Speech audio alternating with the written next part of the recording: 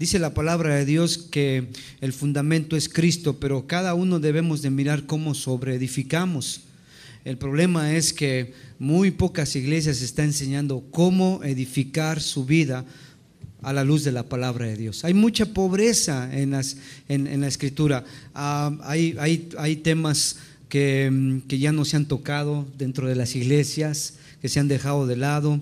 No existe una educación cristiana sólida dentro de las iglesias por X razones, porque muchos de ellos piensan que estudiar tanto, eso no es importante.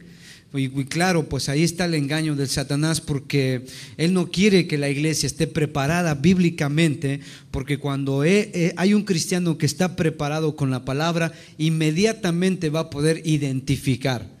Hace algún tiempo lo escuchábamos, el comentario: ¿cómo se entrenan a las personas del FBI para detectar los billetes falsos? A través de estar repase y repase y repase los billetes verdaderos. A ellos no les dan copias o no les dan billetes falsos, porque hay tanta variedad de billetes falsos que ellos se podrían confundir. La única forma como los entrenan es enseñándoles cómo es el billete verdadero. Entonces, cuando les presentan uno falso, inmediatamente saben que ese no es el verdadero. Entonces, ese es el problema en nuestras iglesias. Se está enseñando muy poca Biblia y se está cambiando por mucho humanismo, doctor. Indiscutiblemente, Miguel Rosell, es asombroso. También seguimos en la siguiente imagen para que sigas con el comentario de los muchos anticristos, como este señor Moon, que dijo hace unos años atrás que Cristo Jesús se había equivocado hace 2000 años atrás y que no cumplió con su proyecto, y que por lo tanto él sí venía a cumplir con lo que Cristo no pudo cumplir. Bueno, evidentemente la blasfemia está ahí servida, pero además del hecho blasfemo en sí, de esas declaraciones, no solamente de Moon, sino también de este personaje que vimos antes, de Creciendo en Gracia, podemos ver que se está cumpliendo la misma palabra de Dios cuando dice que se iban a levantar falsos cristos, y lo tenemos delante de nosotros.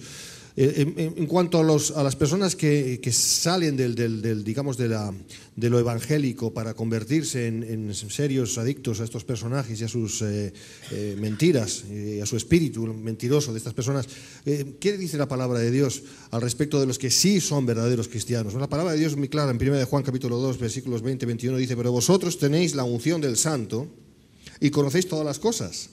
No os he escrito como si ignoraseis la verdad, sino porque la conocéis, y porque ninguna mentira procede de la verdad. Entonces, están los que son verdaderamente de Dios, como dice la palabra: conoce el Señor a los que son suyos, y apártese de iniquidad todo aquel que confiesa el nombre de Cristo. Y están los que parece que son de Dios, pero no son de Dios, que Dios nunca les conoció. Y un día les dirá: apartaos de mí, hacedores de maldad. Pero delante de nuestros ojos, que poco pueden ver, porque somos humanos, ¿verdad?, parece que todos son iguales, pero no todos son iguales delante de Dios. Entonces, nos llevamos una impresión, un asombro, cuando vemos que estas personas pueden seguir a semejantes personajes. ¿Cómo es posible que personas que confiesan el nombre de Cristo puedan seguir a estos personajes e identificando a estos personajes con el verdadero Cristo? ¿Qué espíritu tienen dentro de ellos? Otra vez tenemos que decir que cambiaron de espíritu, y del espíritu de Cristo, si alguna vez fueron de él, cambiaron a otro espíritu, que es el espíritu del anticristo. Ya lo tenemos. Muy interesante, volviendo a la imagen de este señor que está la gente tatuándose, que primero lo siguieron como Pablo, que después lo siguieron como Espíritu Santo, que después lo siguieron como Jesucristo hecho hombre, y que ahora lo están siguiendo como anticristo. La pregunta es: ¿y qué tal si el día de mañana él dice que, como él es Dios, que para llevar ya al reino especial a todos sus seguidores es importante o es necesario que todos deciden ir al suicidio, o como ellos le quieran llamar? Y esto ya tenemos casos como eso, como el caso de David Koresh, o más específicamente el caso de Jim Jones. Ahora, en este caso yo creo que algunas naciones latinas en cierta forma han tenido razón, como Guatemala, el caso de El Salvador, el caso de Honduras específicamente, que dados en esas experiencias feas que han tenido con otros cristos que han llevado a su gente a suicidarse, es que ellos han dicho: las puertas en Guatemala, en El Salvador, en Honduras están cerradas. Este hombre, no porque queremos violentar la libertad de expresión, sino porque queremos proteger que otras personas vacías de espíritu vayan a ser víctimas de estos falsos cristos, y que al final vengan tragedias como la que sucedió con Jin Yong, y que, como vamos viendo, prácticamente en ese camino van. Porque el día de mañana este tipo dice: bueno, ahora yo les revelo que tienen que suicidarse para seguir conmigo a mi reino. Si lo están poniéndose la marca, si se están tatuando el 666, que la Biblia dice específicamente que todos aquellos que reciban la marca en su mano derecha o en la frente serán atormentados día y noche en el fuego que nunca se apaga, y lo están haciendo con todo y eso, Dios mío, pueden hacerlo. Todo esto, sin lugar a duda, Miguel, Pastor Pérez, sin lugar a duda, es ya el espíritu del anticristo con gran fuerza que se está moviendo en este momento. Y si se está moviendo, entonces ese tipo ya está. Y ya está. Y por supuesto, cuando decimos ya está, es que su hijo, ese hombre, porque recuerde que él va a necesitar un cuerpo humano. Se va a necesitar. Y no es un cuerpo humano común y corriente. No es cualquier tontito como este de Florida, como este de Florida que ni siquiera pasó secundaria. Imagínense al mundo aceptándolo como su salvador del mundo. Un tipo que no tiene ninguna preparación. No. Satanás, el diablo, tiene escogido un tipo con el que va a engañar al mundo. Un tipo que va a llenar todas las calidades de lo que está esperando, las cualidades que está esperando el gobierno universal del mundo. Una eminencia, un tipo inteligente, un tipo de buen físico, un tipo de la realeza. ¿Y por qué de la realeza? Porque Satanás, el diablo, quiere en eso, lo que estamos hablando, en lugar de Cristo. ¿Qué es Cristo? Rey de reyes. Rey de reyes. Satanás siempre ha querido ser rey de reyes. Y entonces, en esos 7 años, él va a lograr, aunque sea por 7 años, presentarse como ese rey de reyes que tanto ha anhelado ese título, y que Cristo no necesita que le den ese título, porque Cristo, desde antes de nacer, él ya era rey de reyes y señor de señores. O sea que él no necesitaba que le dieran ese título. Entonces, ahí que en este momento ese tipo ya está en ese momento. Ya están esas 4 bestias encarnadas, ese 4 espíritus ahí encarnados. Ya está ese hombre. Entonces, si no es ni este señor enfermo mental que estamos viendo, y el único que podemos ver en esta estatua de Alejandro el Grande, ese personaje que ustedes, los europeos, y digo ustedes porque tú eres europeo, en Europa siempre, no tú como cristiano, pero los europeos inconversos y todo, nunca olvidan a ese hombre llamado Alejandro, ese hombre que inclusive fue el primer hombre en la historia, oiga bien, y así está escrito en la historia, el primer hombre en la historia que soñó con un gobierno de orden mundial. Es decir, que es eso de gobierno de orden mundial, no es nuevo. Eso vino desde ahí, de Alejandro el Grande. Él fue el que habló de una confederación de un gobierno confederado completamente. Desde ahí, por eso es que muchos dicen que el espíritu de Alejandro Magno, dice, viene en esta bestia anticristo. Veamos alguna lectura bíblica y ahí vamos a entrar en comentario donde ya vamos a llegar a de dónde puede venir este tipo. Daniel capítulo 7, el versículo 7 y 8, dice así: después de esto miraba yo en las visiones de la noche y vi a la 4ª bestia, espantosa, terrible, en gran manera fuerte, la cual tenía unos grandes dientes de hierro. Devoraba y desmenuzaba y pisoteaba las sobras con sus pies, y era muy diferente de todas las bestias que había visto antes de ella. Y mira lo que dice Miguel: y tenía 10 cuernos. Mientras yo contemplaba los cuernos, otro cuerno pequeño salió entre ellos. En el original dice surgió, o sea que viene de abajo para arriba.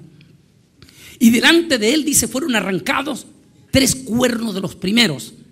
Este cuerno tenía ojos como de hombre, o sea que está hablando de un líder que se va a levantar de ese cuerno. Y una boca que hablaba con gran insolencia, grande blasfemia. Aquí ya Daniel. Ahora, ¿por qué Daniel? Porque Daniel es el hombre que nos da una luz más perfecta de dónde ha de salir el anticristo. Y aquí es donde, Pastor Willy y Pastor Rosel, aquí es donde muchísimos de nuestros maestros que lo han hecho con la más grande sinceridad, no con el deseo de hacer una, sino con la más grande sinceridad en el pasado, se equivocaron, porque ellos siempre anduvieron buscando al anticristo en diferentes personas. Uno lo buscaban en lo religioso, no es religioso. Otro buscaban al anticristo donde no lo tenían que andar buscando. Por ejemplo, muchos buscaron al anticristo en los líderes de Rusia. Y hasta se atrevieron a decir en aquel entonces que Vladimir Lenin era el anticristo, y el tipo malvado con el comunismo roco, asesinando, matando a los pastores y a los judíos. Después dijeron que no era Vladimir Lenin, sino que era Stanley, el sucesor de Lenin, tipo malvado, asesino, criminal también de los rusos y ateos. Pero tampoco, ahí fracasaron. Luego estaban diciendo que era Nikita Khrushchev, y por último andaban diciendo allá en la década de los 80 que era Mikhail Gorbachev. Y algunos decían que él era porque tenía un lunar en la frente, que era como, decía, si se fija bien, es como un 6 en la frente, y por eso decían que era el anticristo. Mikhail Gorbachev, y hasta buscaban la palabra mi y Gor, que viene siendo como, en ruso es Miguel, quien como mi Dios.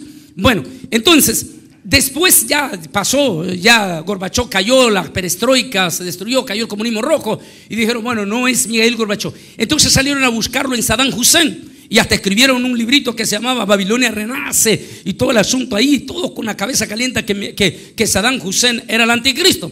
Y hasta encontraron el nombre de Saddam Hussein 666. Dicen, este es el anticristo, definitivamente. Pero la Biblia nunca decía que el anticristo iba a salir de Babilonia, y mucho menos de Rusia. Y luego últimamente andaban diciendo que era Bin Laden. Bueno, el espíritu del anticristo estaba en Bin Laden, pero Bin Laden no es el anticristo. Y por último, allá en Europa, bueno, más que todo son un poco antiamericanistas, están diciendo que George Bush es el anticristo. Y por supuesto, la Biblia nunca dice que el anticristo va a surgir ni de Estados, mucho menos de Estados Unidos, ni de Rusia, ni de Oriente, sino que la Biblia claramente ha dicho que surge del cuarto imperio, que es Roma, resucitado o restaurado a través de una confederación de 10 naciones que se termina de consolidar con las 10 naciones con la entrada de Grecia el 1 de enero de 1981. Rosel, ¿cuál es el espíritu que se vive en Europa desde el 81 para acá? Esa Europa que fue en cierto momento cuna del cristianismo, que salieron tremendos misioneros de ahí de Europa para el mundo entero. No podemos olvidar a los Wesley, que hoy en día si tuviesen que hacer resucitar ellos y venir a ver las obras que ellos dejaron, estarían dándole de azote a todos los líderes que dejaron, porque han dejado el camino que enseñaron los Wesley. Y podríamos hablar de tremendas personas que salieron de Europa, como el mismo Martín Lutero, Carlos Spurgeon. ¿Cuál es la condición en este momento ahora en la Unión Europea? Bueno, como europeo, quizás puedo decir más porque estoy viviendo ahí. España era España, Europa era Europa, pero ahora Europa es parte de España. Perdón, al revés, España es parte de Europa. Realmente el espíritu no es en absoluto cristiano. Es más, la Constitución Europea, que aún no está aprobada del todo, pero va en camino de ser aprobada, enfáticamente dice de que que Europa es, casi van a decir un imperio, ¿verdad? Es laica. Es decir, lo que ellos entienden por laico, nosotros lo entendemos por ateo. Entonces, es ateo práctico. Entonces, niegan las raíces cristianas, incluso las católicas, la raíz católica, incluso lo que es el mover católico papista de siempre, que nosotros como cristianos no creemos en ello, obviamente, pero incluso niegan ese falso cristianismo y dicen que Europa tiene que ser una comunidad de naciones, una federación de naciones, no dicen federación, pero dicen comunidad de naciones, que tiene que tener como cuestión unánime el hecho de no ser un ente religioso, sino absolutamente laico, o como nosotros diríamos ateo. Esa es la realidad, y eso se está plasmando no solamente en Europa, sino en cada país que conforma la unidad europea y la Unión Europea. Eso es una realidad y eso es lo que estamos viviendo hoy en día. Pero fíjese, Pastor Willy, viendo bien el pasaje, Daniel, y que vamos a encontrar otro pasaje ahí impresionante. El cuarto imperio romano vuelve a resucitar después de casi 1400 años de estar inactivo. O sea, tiene un resurgimiento, que algunos dicen que el papado o el Vaticano, en otras palabras, lo único que se encargó fue mantener en un quirófano a la cuarta bestia para que no muriera totalmente. Es decir, como mantenerlo en coma, que no estaba muerto, pero tampoco estaba vivo, estaba en esa parte. Y entonces dicen que el Vaticano lo único que se encargó es mantenerlo ahí en coma hasta que llegase el momento que el gran monstruo, la gran bestia, despertase de su letargo, de su gran tiempo de coma, casi 1400 años. Y mire qué interesante, esa cuarta bestia, yo lo voy a llevar en este momento, disculpe que voy aquí un poco más rápido. Esa cuarta bestia va a empezar a mover los dedos. Imagínense, aquí está el doctor Pérez y su esposa, son doctores, y él que ha sido cirujano y tantas veces recuerda aquí de eso. El monstruo ese que está en coma, de momento empieza a dar signos de vida. Exactamente 10 años después que Israel retorna a su territorio. Israel retorna en 1948. 10 años después, 1958, el gran monstruo, la cuarta bestia espantosa, empieza a mover sus dedos y empieza a resucitar del letargo y empieza a formarse con 7 naciones, son las originales que entran, y a partir de eso vienen el resto de 3 naciones, entre las cuales entra Grecia. Mire qué interesante, parte de la bestia leopardo entra ahí. Y el 1 de enero de 1961, yo estaba nuevito todavía, escuché la gran noticia de que había nacido una nueva confederación de 10 naciones en Europa, y ahí muchísimos investigadores hicieron comentarios. En ese entonces se llamó la Comunidad Económica Europea, y en ese momento, mire qué interesante, escogen ellos una bandera y deciden que la bandera va a llevar 12 estrellas. Y es muy interesante porque la Unión Europea no se compone de 12 naciones, sino que se compone en la actualidad de 25 naciones más las que están por entrar. Entonces, ¿por qué 12? Y yo analizando, entré a investigar por qué 12. Porque ellos están preparando un gobierno desde el Imperio Romano, el gobierno de orden mundial. Y el 12 para ellos significa, es decir, en el logo, fíjense ustedes, en el logo del orden mundial está el 12. El 12. Y entonces, la bandera de la Unión Europea son 12, porque quiere decir las 10 naciones que es el Imperio Romano, más la estrella del falso profeta, más la estrella del anticristo. 12 que componerán todo ese aglomerado de lo que va a ser el gobierno de orden mundial. Pero nótese que Daniel está viendo aquella bestia espantosa, terrible en gran manera, fuerte, el Imperio Romano, con todas las características que ya lo vimos al comienzo. Cuando él está viendo, debió haber sido impresionante para Daniel estar viendo eso, esa extrañísima, horrible, espantosa bestia, con aquellas diferentes composiciones, pata de oso, boca de león, cuerpo de leopardo. Y cuando él está viendo esa bestia que con sus patas hollaba y desbarataba todo, y era de bronce, era fuertísimo, era una bestia terrible con 7 cabezas.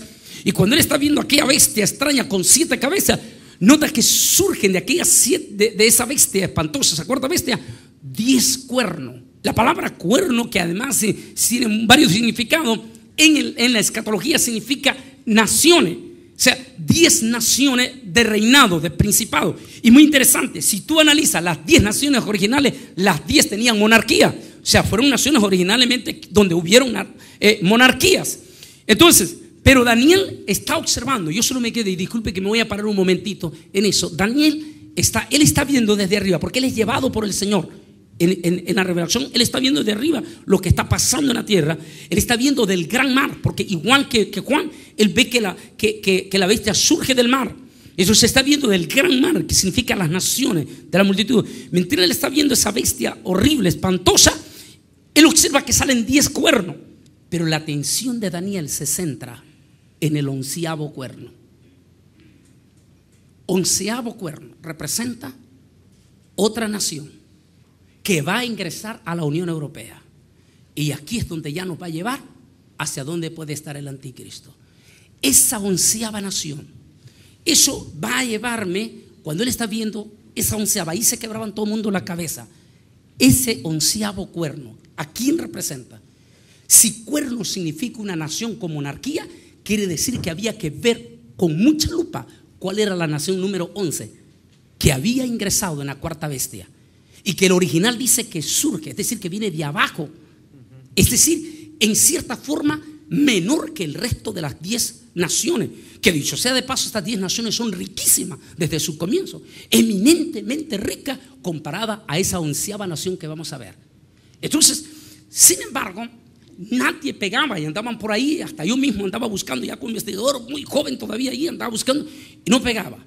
Pero en 1998 yo hago una visita a España, específicamente a Barcelona, y cuando yo llego a Barcelona siento un choque horrible, pero horrible en mi corazón, que nunca lo había sentido en ninguna otra nación. Y esto que había viajado a muchísimas naciones como asesor de Naciones Unidas, pero cuando llego a este país siento una presión como nunca antes. Y solamente 2 países, solo otro país había sentido eso, pero a la inversa. Era Israel, pero a la inversa. En Israel, cuando uno llega y pisa Israel, uno siente algo pero lindo, precioso, algo como que sin algún tiempo uno vivió ahí, que es su casa, que uno ha regresado. Eso es lo que uno siente. Eso fue mi experiencia cuando yo llegué por primera vez a Israel. Sentí algo como que había regresado a mi casa, una felicidad que no se puede explicar. Pero cuando llegué a este otro país sentía la inversa, algo horrible, algo espantoso. Y entonces ahí es cuando yo decido investigar y comienzo a preguntar sobre la 11ª nación. Y empiezo a investigar y me doy cuenta que en 1986 2 naciones hacen su petición para ingresar a la Unión Europea, que ya ahora se llama Unión Europea. Por el orden, y así lo dice, y lo pueden leer en la Constitución de la página web de la Nación de la Unión Europea. Dice: por el orden fueron aceptadas de la siguiente manera. Las 2 naciones que solicitaron su ingreso a la Unión Europea eran España, la número 11, y Portugal, la número 12. Por el orden fueron aceptadas en esa manera. Entonces ahí inmediatamente pongo los ojos, me doy cuenta que la número 12 no tiene monarquía, pero que la número 11 tiene monarquía. Empiezo a descubrir que la número 11 tiene una monarquía de prestigio mundial y que es la monarquía intocable. Y no solamente intocable, es una monarquía no protestante, sino católica. Eso quiere decir que goza del beneplácito del Vaticano. Y la peor, la más grande sospecha todavía llega a caer, que es cuando entro, estamos hablando 98, cuando entro a una investigación fuerte sobre esto. Lo más fuerte es cuando estoy invitado a la casa del líder de la comunidad judía de España, y llego a su oficina, el presidente de la comunidad española. Y cuando estoy sentado en él, tiene un enorme póster, pero grande, gigante, en su oficina de El Príncipe. Y entonces a mí me sorprende, y yo le dije: oye, si entre los judíos es bastante delicado tener fotos de alguien, para ellos lo consideran sumamente delicado, como algo de idolatría y todo. Entonces yo le pregunto: hey, pero ¿qué pasó? ¿Por qué tenés a este señor ahí? Y entonces él me dijo: y es que tú no has investigado todavía. Dije: ¿qué? Y dijo: para nosotros los reyes de España representan algo muy grande para nosotros los judíos. ¿No has investigado todavía? Y más el príncipe, porque este príncipe no solamente es el más grande intelectual del mundo, sino que es un hombre que se identifica con nosotros. Y ahí empieza una investigación. Veamos el pasaje 8, mira lo que dice: mientras yo contemplaba los cuernos, otro cuerno pequeño, es decir, un 11º cuerno, salió de entre ellos. ¿Quién era España? Miguel, tú lo sabes, tú has vivido. ¿Quién era España en la década de los 80? ¿Y quién es España en 2007? En la década del 90, 98, los españoles eran conocidos en Inglaterra, en Francia y todo, como los cocineros, los que lavaban los platos, los pelapollos. Pero hoy ha cambiado esa historia. La realidad es que España, no voy a hablar ahora de la época moderna, es decir, de la época previa o posterior, mejor dicho, a la Edad Media, que fue el gran imperio español y todo eso.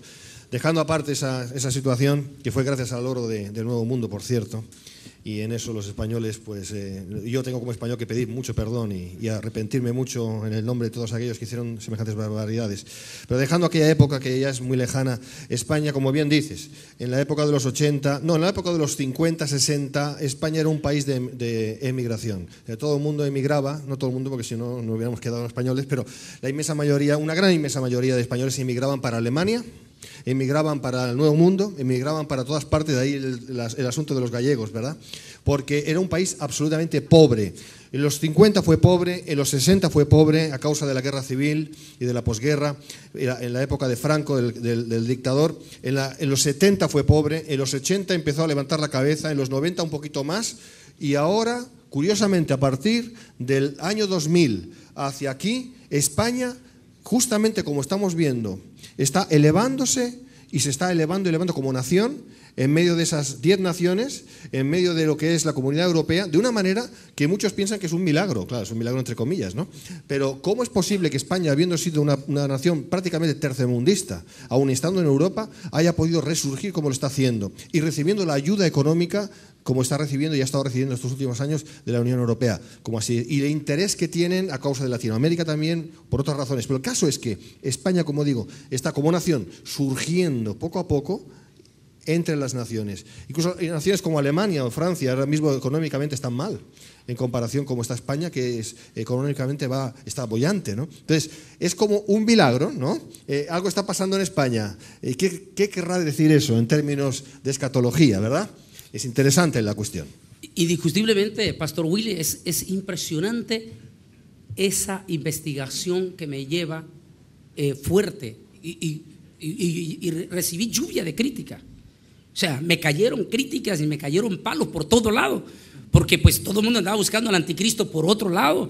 Algunos hasta lo andaban buscando en el príncipe Carlos allá en Inglaterra. Inclusive una vez yo hasta me atreví, porque pues viví en Europa y todo, me atreví a ir a preguntar a jóvenes allí en la universidad que qué pensaban ellos con el príncipe Carlos como el próximo líder del mundo. Yo recuerdo, hasta me da risa por los jóvenes que me decían, la universidad me decían, no hombre, háblanos de cualquier otro príncipe, pero no de este señor tan feo que sale allí matando patos, nada más.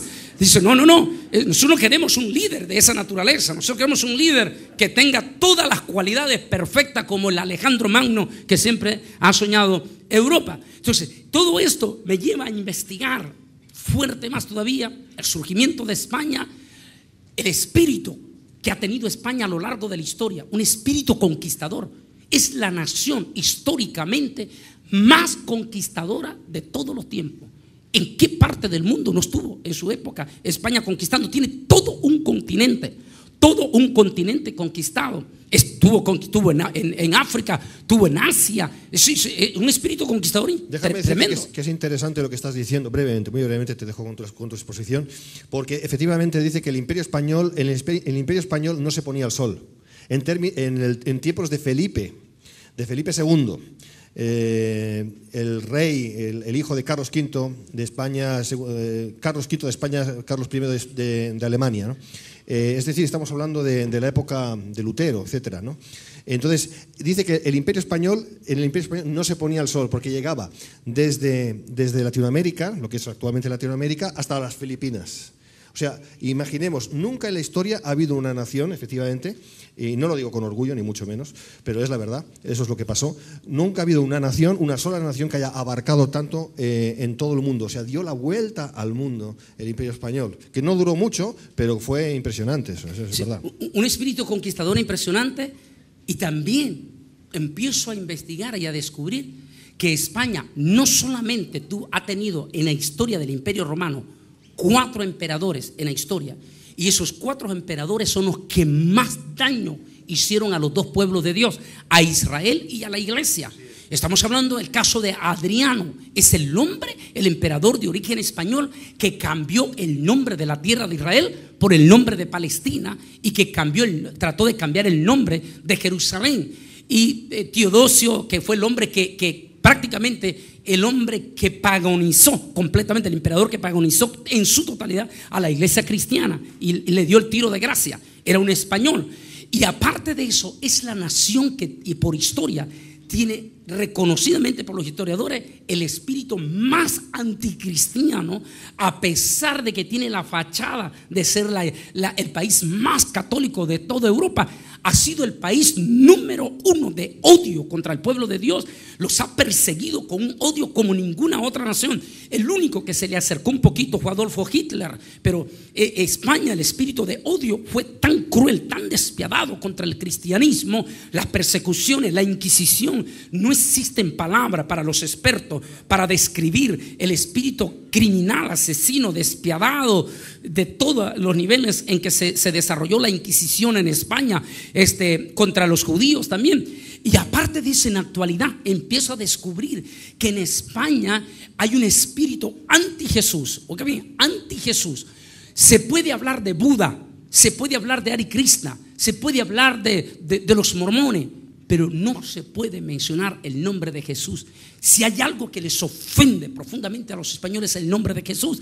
E inclusive he hablado con españoles que en sus propios trabajos es prohibido terminantemente tener una Biblia. Lo pueden correr de su trabajo. Lo pueden correr de su trabajo. Inclusive un amigo mío que dice que tenía su Biblia en el trabajo, llegó el propio jefe a decirle: no quiero verte más con ese libro aquí, no te quiero ver más. Y entonces le dijo: pero ¿y por qué no le dices a aquella que tiene el altar a Buda y está adorando a Buda? Dijo: a mí no me importa lo que pienses, lo que no quiero es una Biblia aquí. Dice el espíritu que domina, un espíritu pero anti Jesús, un odio, un rechazo. Pero mira, interesante el significado de anticristo, que dice que en lugar de Cristo, o sea, tiene la fachada de ser una nación que ama a Cristo, pero al mismo tiempo odia a Cristo, Miguel. No, es así. Yo, eso como español, bueno, solo me tengo que avergonzar, porque yo amo a España como nación, lógicamente, porque tenemos que bendecir siempre, ¿no? Pero tengo que reconocer lo que es digno de ser reconocido. Y España, lo que has dicho es cierto. Al español medio no le hables de Dios porque no le interesa. Al europeo incluso, pero el español tiene como un especial desprecio a lo que es la verdad.